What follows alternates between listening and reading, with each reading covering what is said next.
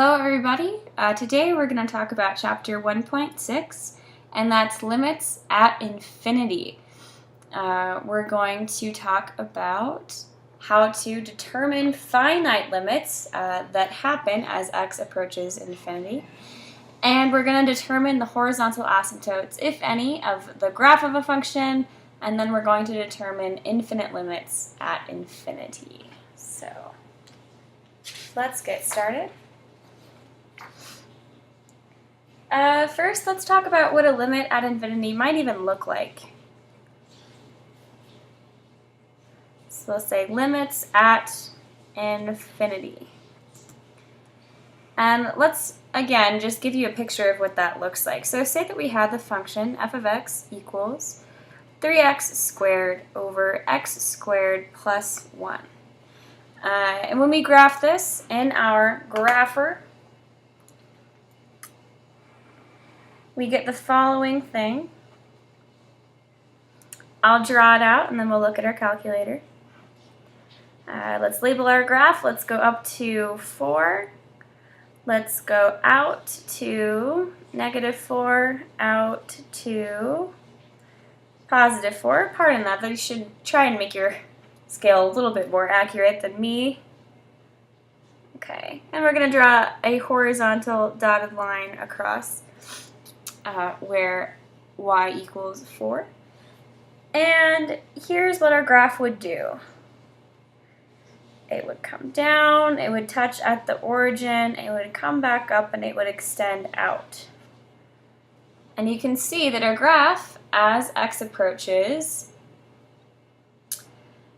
negative infinity, it looks like it goes out, and our y value gets really, really, really close to 4. Excuse me.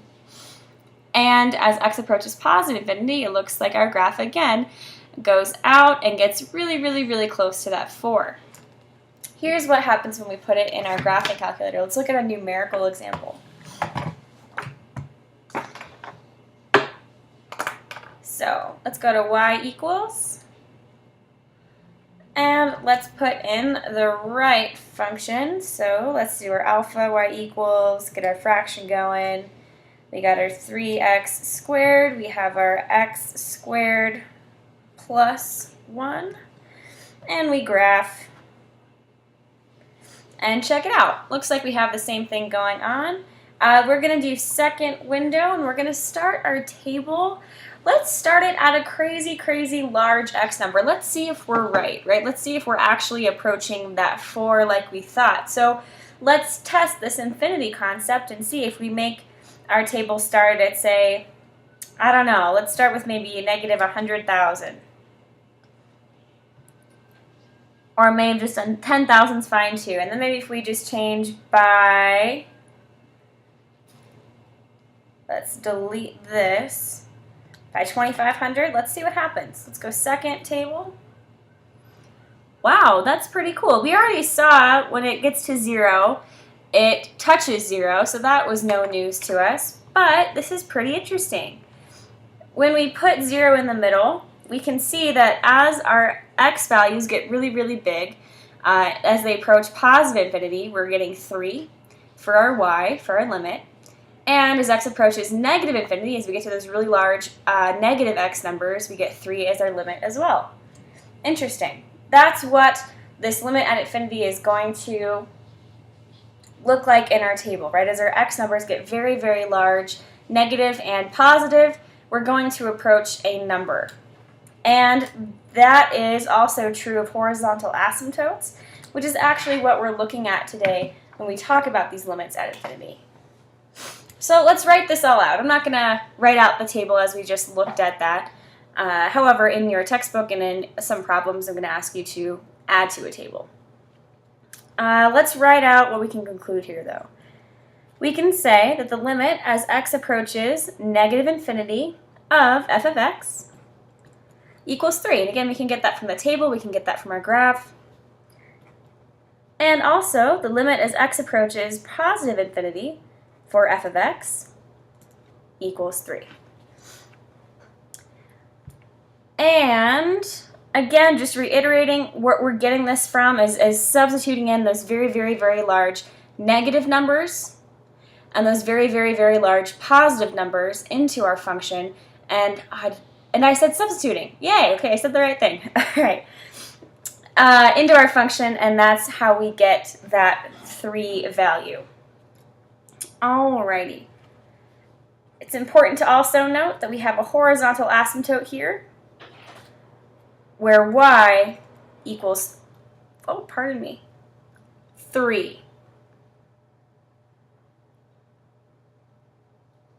Oh, look what I did on my graph. This is wrong.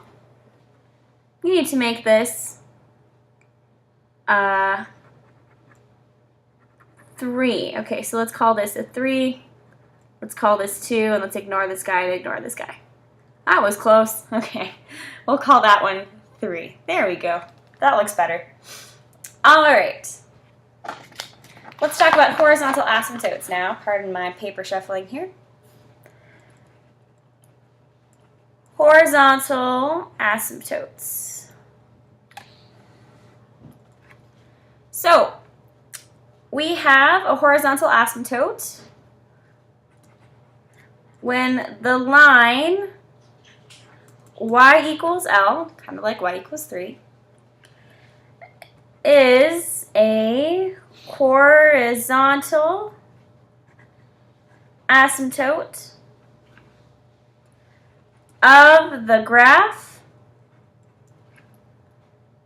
of fancy f when the limit as x approaches negative infinity for f of x equals L, or the limit as x approaches positive infinity of f of x equals L. So as we go into either infinity, right, as we go either into negative infinity or positive infinity, and we get that L value, we reach a limit number, then we reach one single value for our y, we can say that that line at y equals L is a horizontal asymptote. Okay. Let's talk about evaluating a limit at infinity.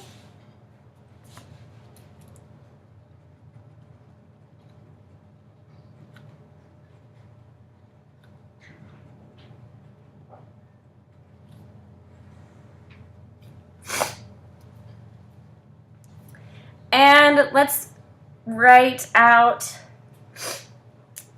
a formal definition here. So if R is a positive rational number and C is any real number, then we can say the limit as x approaches infinity for C over x to the r is equal to 0, and the limit as x approaches negative infinity for the function C over x to the r also equals 0. And let's think about that for a second. If we made x huge, right? If we made x approach an infinity or a negative infinity, if we made x a really, really big number, then what we would have would be a really, really, really tiny fraction overall, correct? We understand that the larger the denominator is with a constant on top, then the smaller that number is going to be, right? And we talk about limits. Limits are what your graph is approaching, what your function is approaching. And so if we get a tinier, tinier, tinier, tiny, teeny, tiny number, that is approaching 0, either from the negative direction or the positive direction. It doesn't matter. It's going to be an equally very small, very insignificant value that just gets close to 0. And similarly, we can say, from the same reasoning up here, the limit as x approaches infinity for e to the negative x equals 0. and the limit as x approaches negative infinity for e to the positive x also equals 0. And again, that makes sense if we recall rules of exponents. If we have a negative exponent, it really just means it's at the bottom of a fraction, right? So just to visualize that, this is actually saying 1 over e to the x. And then we have the same situation as up here, where we'd have a really, really big number on the bottom, which again approaches a very, very teeny, teeny, tiny, insignificant number, which gets close to 0. Over here, if we plugged in, if we substituted in a negative number for our x, then we would again have a negative exponent, bottom of a fraction, very, very, very, very tiny, tiny number approaches 0. So if we just think about these for a second, we can kind of get past all of the formal mathematical language up here, and we can understand why these things work analytically. Let's go through an example. Find the limit as our direction, and we are given the limit as x approaches infinity, and we are asked to find that of the function 5 minus 2 over x squared. If we use some properties of limits, here's what we can do. We can separate this to two pieces.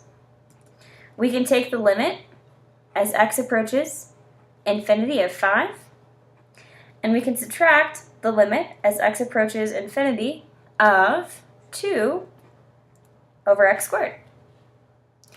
And check it out, right now, don't we have a c over an x to the r? Look at that, a constant over a variable to a power. Interesting, let's use that property. Here, the limit as x approaches infinity of 5, well, that's still just going to stay 5. And here, we're going to use our property. We're going to realize this is 0. And then we just get 5. Not so bad. Let's try another one. Same direction. If we had the limit, let's do another example. The limit as x approaches infinity for 3 over e to the x. Again, using these properties from up above, what we can rewrite this as to begin with is the limit as x approaches infinity for 3 times e to the negative x. And we use our properties of limits. We can put our constant out in the front. We can say 3 times the limit as e approaches negative x. We get 3 times 0. Again, if we just follow our rules. And then we get 0. All right. Moving on. So again, another example here. Let's talk about if we had a different kind of indeterminate form.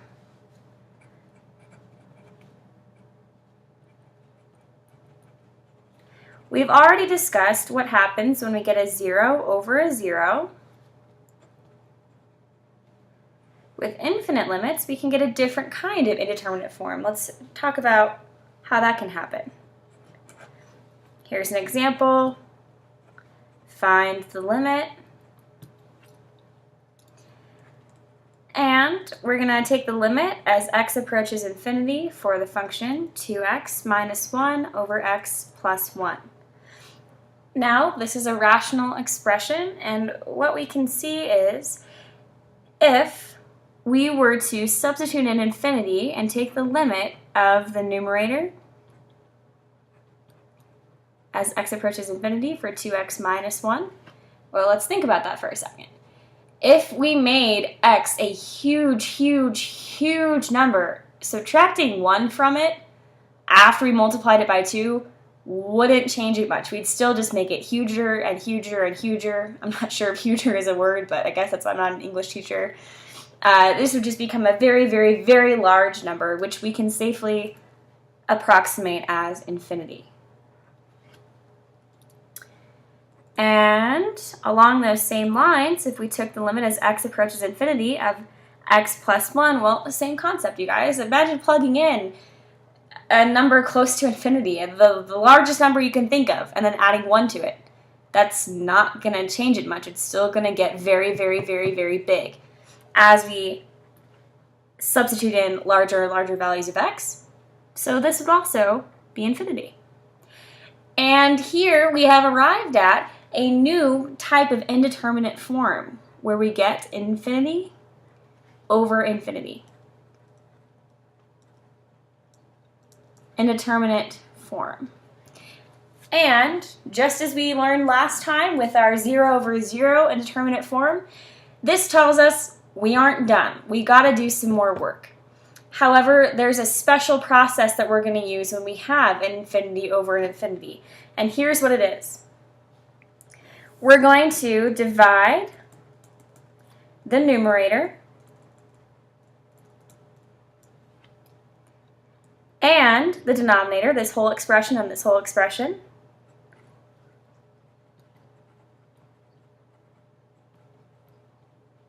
by the highest power of x in the denominator. Let's use another color here. If we take a look at our original function, here's the denominator. It looks like the highest power of x is just x. Remember, power is talking about degrees, exponents. And we only have x, so that means that the highest power of x is just x to the first, this guy. So what we're going to do, if we follow this step to do some more work, right, to get rid of this indeterminate form that we know tells us we have to do some more, we're going to take the limit as x approaches infinity of 2x minus 1 over x plus 1, and we're going to say we can do this. The limit as x approaches infinity, and we're going to write 2x minus 1 over x all over x plus 1 over x. And we keep going piece by piece here. We have the limit as x approaches infinity. Here, if we had 2x over x, if we had these two as separate fractions and these two as separate fractions, this helps us visualize it a little bit better. We know from our basic algebra that our x's would become 1, our x's would become 1, and our new simplified rational expression we could write as this. We could take the limit of each thing. So this would now be 2, the limit as x approaches infinity of 2, minus the limit as x approaches infinity of 1 over x. And on the bottom, we would have the limit as x approaches infinity of x over x would become 1, plus the limit as x approaches infinity of 1 over x. So as you've simplified each piece, once you've done that, that's when you can take the limit of each thing separately. And now that we do that, we can see, again, the limit of that constant is going to just be that constant, so we're going to have 2. 1 over x, remember that same thing we've been trying to conceptualize so far. If I plugged in a huge number on the bottom, that would make this a teeny, teeny, tiny, inconsequential number super close to 0. Similarly, pardon me, oh, thought I had to sneeze. Don't. All right. The limit as x approaches infinity to a constant is just that constant. And then over here we'd also have 0 once more. And now we would have 2 over 1, which we know we can simplify as 2. All right. Let's do another one of those just to make sure we got it.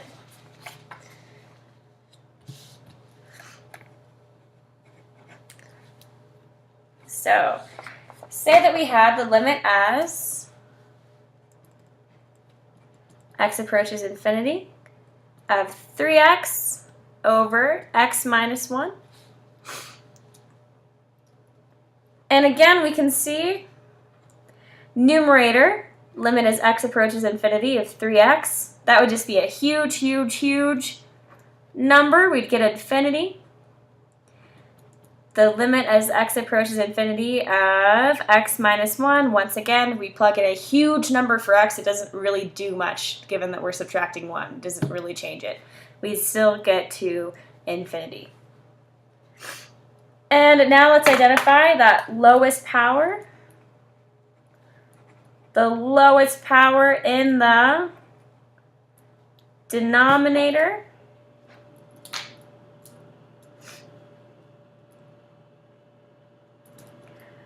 here it would just be x. So we're going to take that original function, the limit as x approaches infinity, of 3x over x minus 1, and we're going to start to do some work to it because we have that indeterminate form, infinity over infinity, that we can't have. And we're going to say the limit as x approaches infinity of 3x over x all over 1 minus 1 over x. And I got that 1 because if I put x minus 1 over x, I'd get x over x minus 1 over x. We know x over x is just 1. And then now that we've got each piece going, what we can do, well, let's cross out these x's. There we go. Now we know what we got. We can take the limit as x approaches infinity for each piece.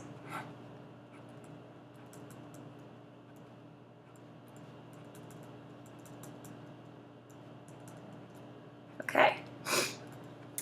And now that we've done that, we know the limit of a constant is that constant. So we've got 3, limit of a constant 1. Limit of 1 over x, we've got that 1 down. We know that's 0. We get 3 over 1, which we know to be 3. Oops. There you go. Alrighty. Let's talk about some guidelines we can develop now that we've talked about some of the analytical concepts going on here. Let's talk about some guidelines we can use in order to help us when we have powers of x in the numerator and the denominator. So I'm going to give you some examples and then I'm going to write some abbreviations. The first, we're going to say the limit as x approaches, I'm going to say positive or negative infinity just for the sake of making this a quick, easy access note for you to understand. If we had, say, x squared over x to the third, we can say that equals 0, and we can say that because we can see that the degree in the numerator, the power in the numerator, is less than the power in the denominator. We can say the numerator power is less than the denominator. And that's typically going to be equal to 0, and that makes sense because if we were to plug in a very, very, very large number into either of those, what would pretty much happen is that this power on the bottom, because it's larger on the bottom, that means the bottom's always going to be that bigger number. And it's going to be bigger exponentially so because we're going by an exponent. Correct? And again, just like how 1 over x, the limit as x approaches infinity of 1 over x equals 0, because that fraction on the bottom, it gets bigger and bigger and bigger on the bottom. This would get bigger and bigger on the bottom as well because that's where the degree is higher. So it would be a tinier, tinier, tinier, teeny tiny number which would approach 0 eventually. Again, that's what happens when the numerator degree or power is smaller than the degree of the denominator. A next example, again, as x approaches our positive or negative infinity, doesn't matter which, say that we had the same power. So say we had 5x squared over 8x squared. equals 5 over 8. And with this one, that's pretty fair to imagine why, because we could either just cross off our x squareds and know that they equal 1, or we could think about it.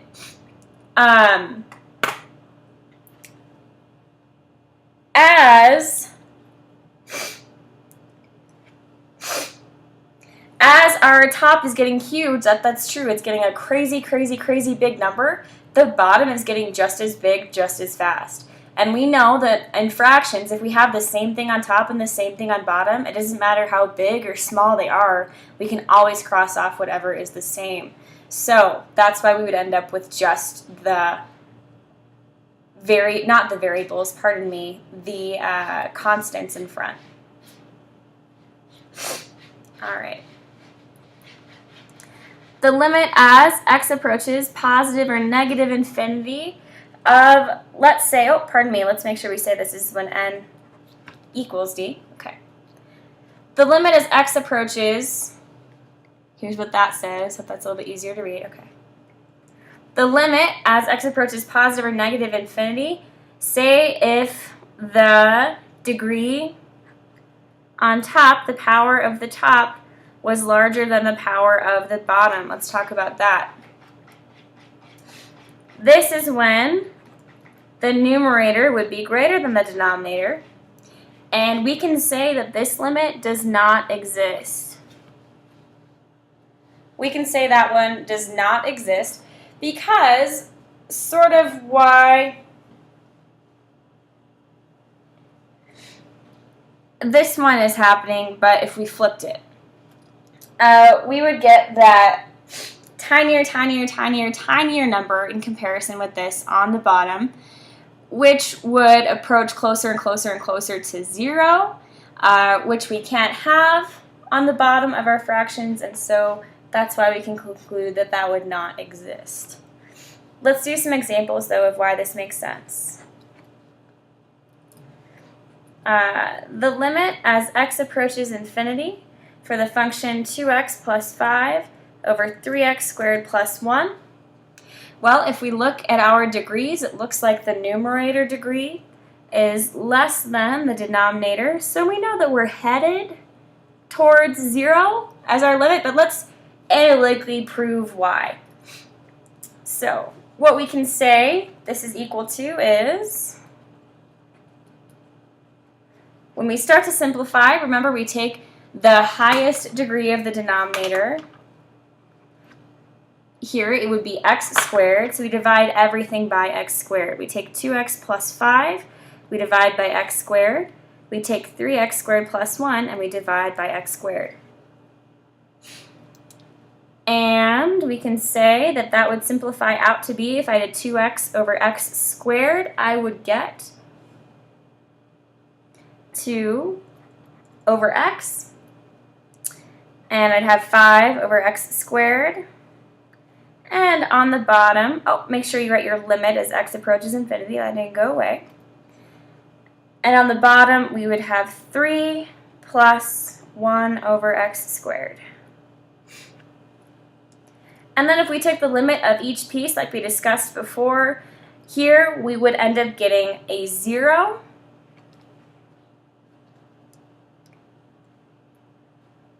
plus a 0. And on the bottom, we would get 3 plus 0, which would get us 0 over 3, which we know to be just 0.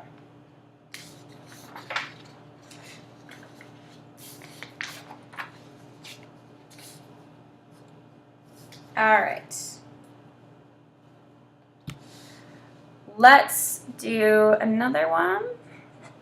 So, example is the limit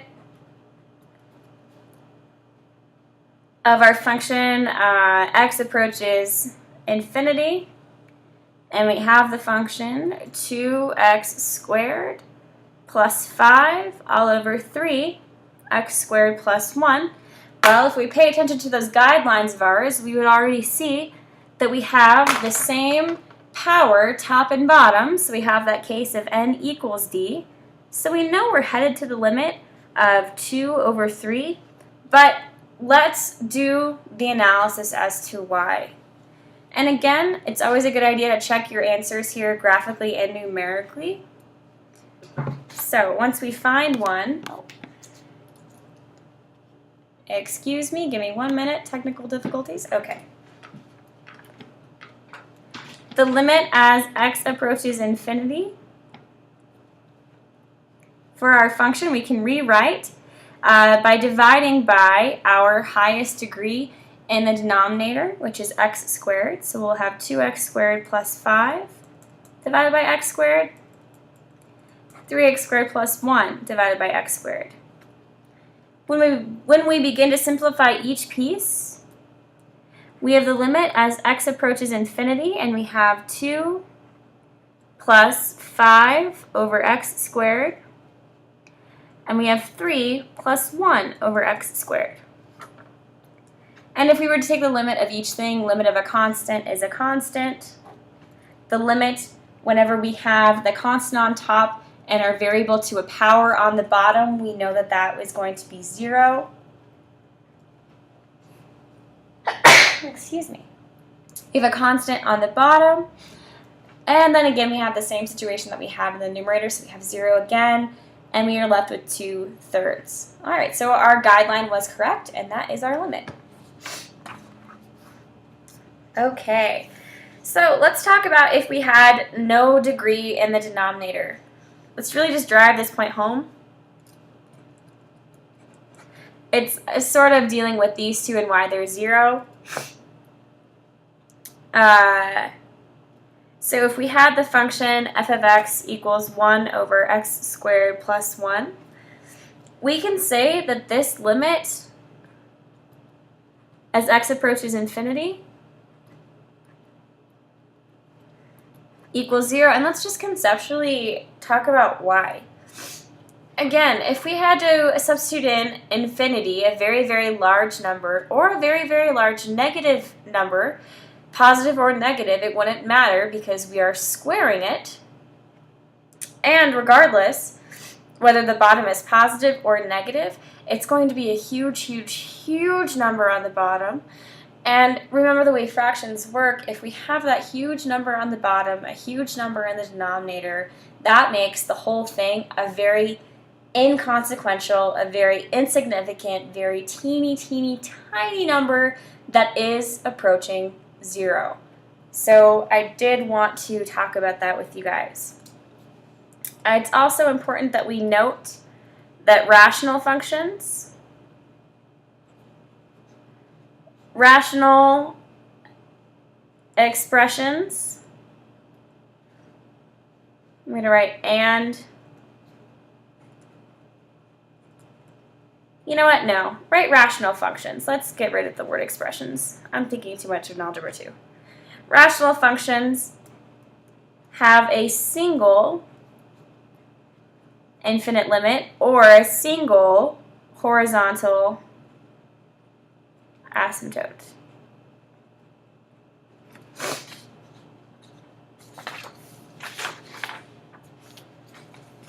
So let's talk about functions with 2 horizontal asymptotes.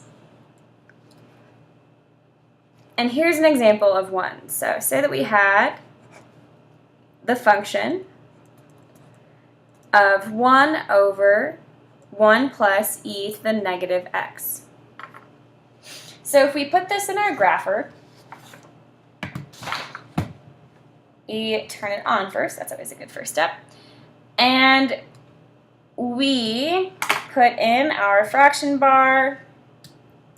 We do 1 plus, and we get e. We press second divide, and we do to the, and we type in our negative x, and we press graph. Here is what we get. If we zoom in, that'll help us visualize things a little bit better. Alright, so it's looking like we have one at positive 1. Looks like it gets really, really, really close to that positive 1, but never actually touches it. And then over here at 0, it's also looking like it gets very, very, very close to 0, but never actually crosses. And we can confirm in our table, if we do second window, we're not going to start at negative 7,500 though, but let's start maybe close to our 1. So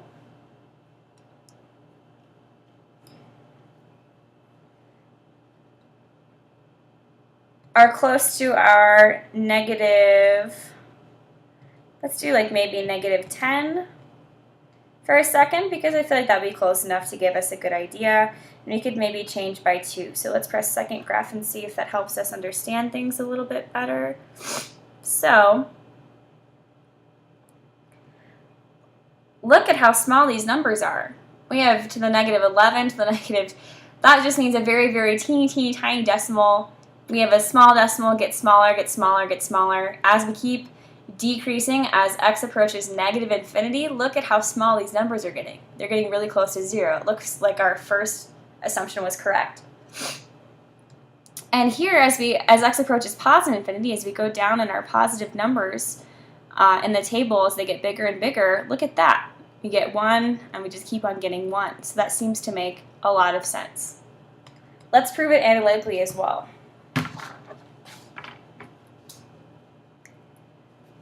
If we have the limit as x approaches infinity for 1 over 1 plus our e to the negative x,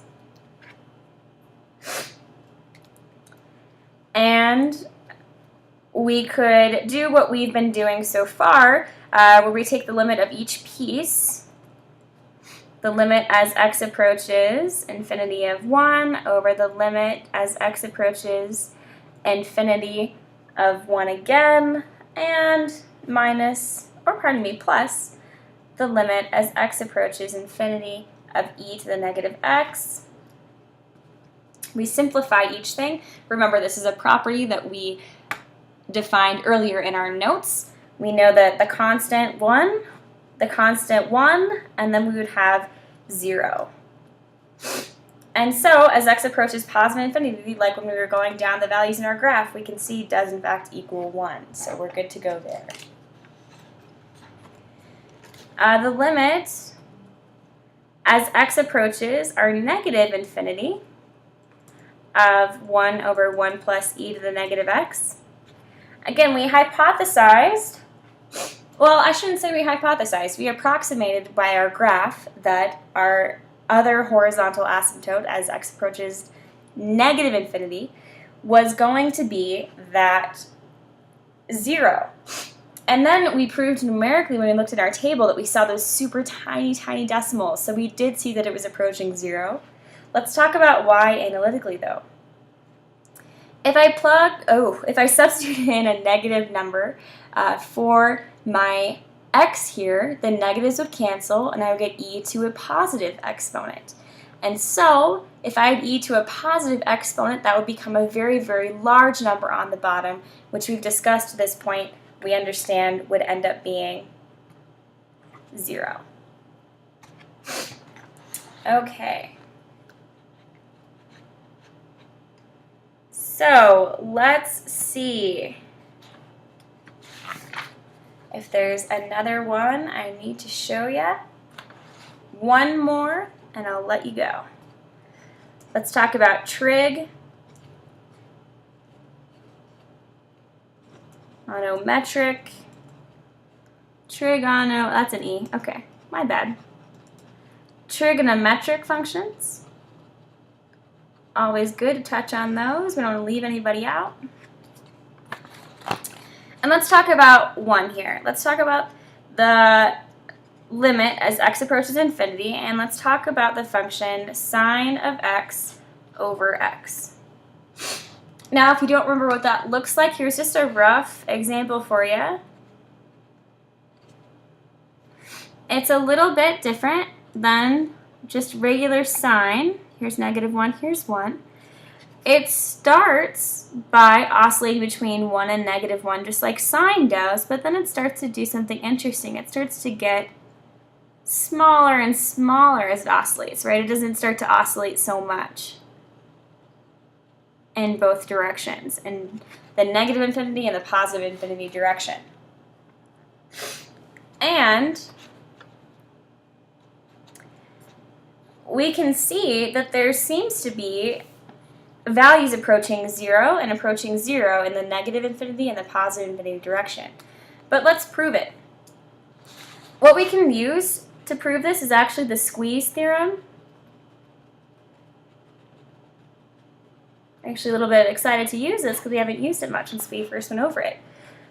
So what we can do is we can take the statement we know to be true. We know that sine, regular sine of x, those outputs for sine of x are always between -1 and 1. We know the sine curve does this, right? Always does that between between 1 and -1. We know it does that. And so what we can say for sine of x over x, remember how we can multiply by the same thing top and bottom in algebra, it doesn't actually change anything. We can take this inequality and do that with it. So we can say -1 over x is less than or equal to sine of x over x is less than or equal to 1 over x. Same idea. And since on this side we know the limit as